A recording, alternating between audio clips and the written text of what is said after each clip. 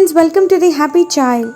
So today I'm going to read a short story from the book How I Taught My Grandmother to Read, written by Sudha Murthy Garu.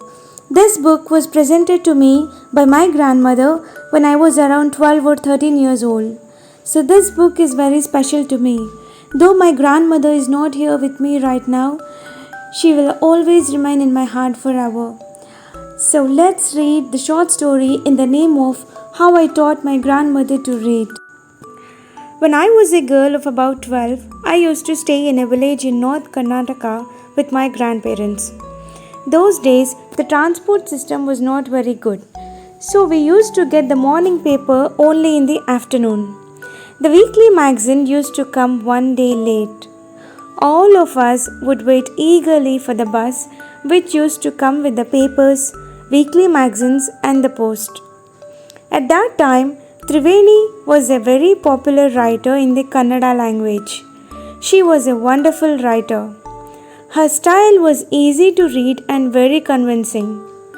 Her stories usually dealt with complex psychological problems in the lives of ordinary people and were always very interesting. Unfortunately for Kannada literature, she died very young.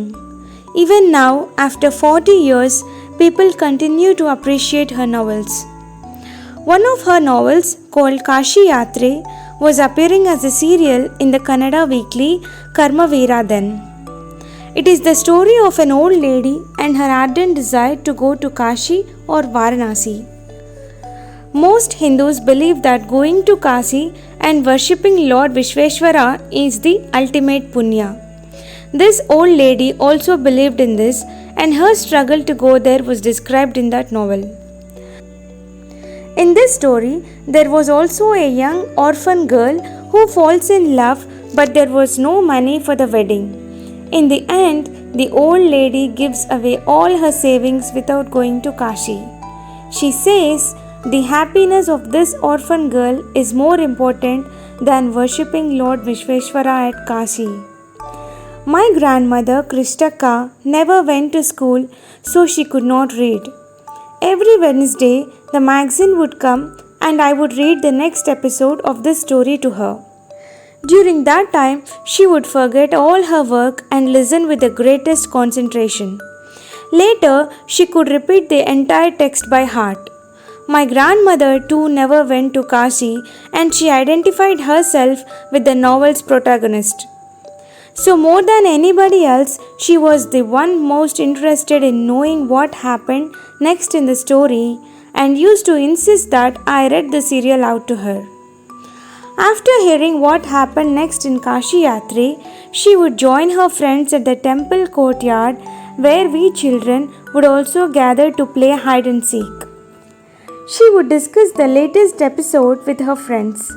At that time, I never understood why there was so much of debate about the story.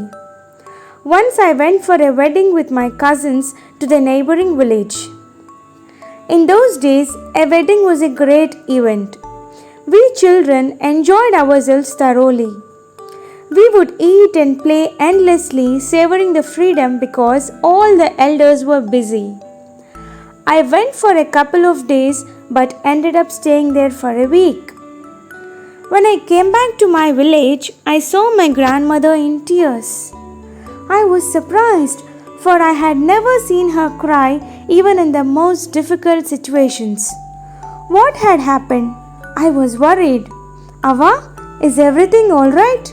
Are you okay?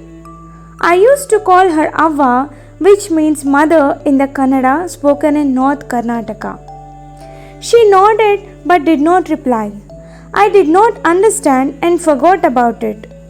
In the night after dinner, we were sleeping in the open terrace of the house. It was a summer night and there was a full moon. Ava came and sat next to me. Her affectionate hands touched my forehead. I realized she wanted to speak. I asked her, "What is the matter?" When I was a young girl, I lost my mother. There was nobody to look after and guide me. My father was a busy man and got married again. In those days, People never considered education essential for girls, so I never went to school.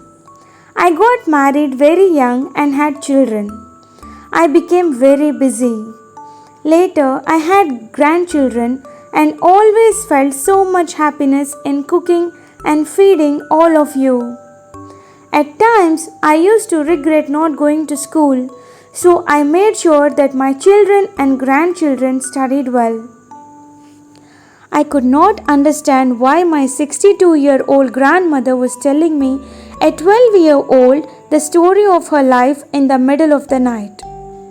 But I knew I loved her immensely and there had to be some reason why she was talking to me. I looked at her face. It was unhappy and her eyes were filled with tears. She was a good-looking lady who was usually always smiling. Even today, I cannot forget the worried expression on her face. I leaned forward and held her hand.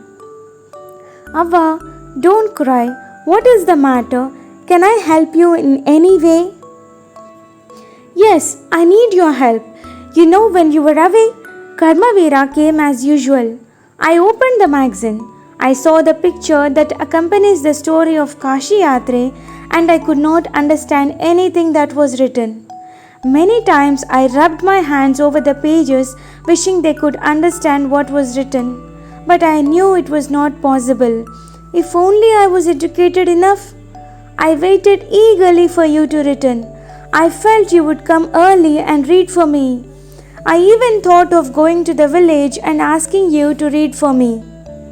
I could have asked somebody in this village, but I was too embarrassed to do so. I felt so very dependent and helpless. We are well off, but what use is money when I cannot be independent? I did not know what to answer. Ava continued, I have decided I want to learn the Kannada alphabets from tomorrow onwards. I will work very hard. I will keep Saraswati Puja day during Dasara as the deadline. That day, I should be able to read a novel on my own. I want to be independent. I saw the determination on her face, yet I laughed at her. Ava, at this age of 62, you want to learn alphabets? All your hair are grey, your hands are wrinkled, you wear spectacles and you work so much in the kitchen. Childishly, I made fun of the old lady, but she just smiled. For a good cause, if you are determined, you can overcome any obstacle. I will work harder than anybody, but I will do it. For learning, there is no age bar. The next day onwards, I started my tuition. Ava was a wonderful student. The amount of homework she did was amazing. She would read, repeat, write and recite. I was her only teacher and she was my first student. Little did I know then that one day I would become a teacher in computer science and teach hundreds of students.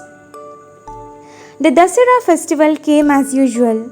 Secretly, I bought Kashi Yatre, which had been published as a novel by that time.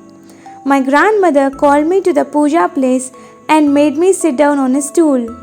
She gave me a gift of a frock material. Then she did something unusual. She bent down and touched my feet. I was surprised and taken aback.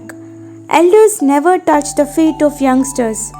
We have always touched the feet of God, elders and teachers. We consider that as a mark of respect. It is a great tradition, but today the reverse had happened. It was not correct. She said, I am touching the feet of a teacher, not my granddaughter. A teacher who taught me so well, with so much of affection that I can read any novel confidently in such a short period. Now I am independent. It is my duty to respect a teacher. Is it not written in our scriptures that a teacher should be respected, irrespective of the gender and age? I did return namaskara to her by touching her feet and gave my gift to my first student. She opened it and read immediately the title, Kashi Yatre by Triveni and the publisher's name. I knew then that my student had passed with flying colors. Such a beautiful story. I just love the story. I hope you liked it too. Thank you so much for listening, and see you later again with another nice story. Please subscribe to my channel. Take care and bye bye.